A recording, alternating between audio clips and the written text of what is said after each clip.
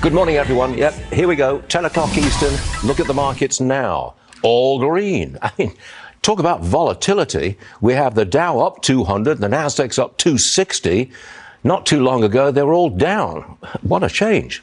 Trump's reciprocal tariffs are officially in effect. That includes a 104% tariff on China, and China has responded, playing hardball. They've raised tariffs on U.S. imports from 34 to 84%.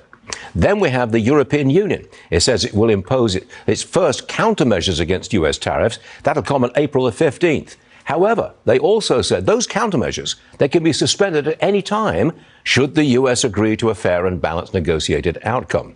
Okay, here's a problem for the markets. The yield on the 10-year Treasury has gone straight up.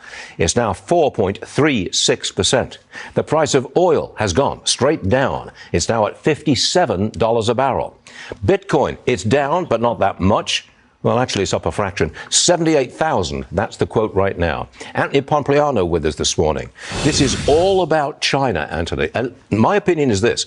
They're isolated and they're vulnerable. Their economy is not doing well. As I said, they're isolated. You agree with me?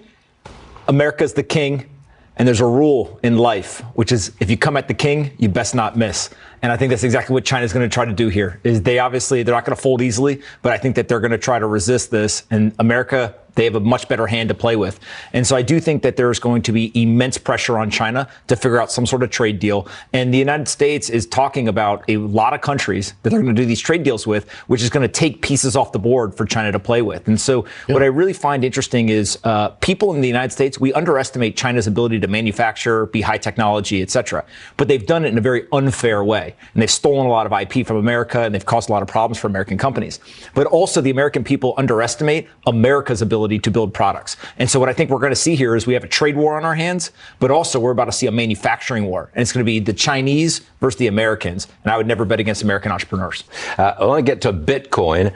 This morning, we've got it well below 80,000 bucks. You're at 77.4 right now. Anthony Pompliano is still with me. Look, Bitcoin just doesn't seem to be a safe haven or a store of value at this point, does it?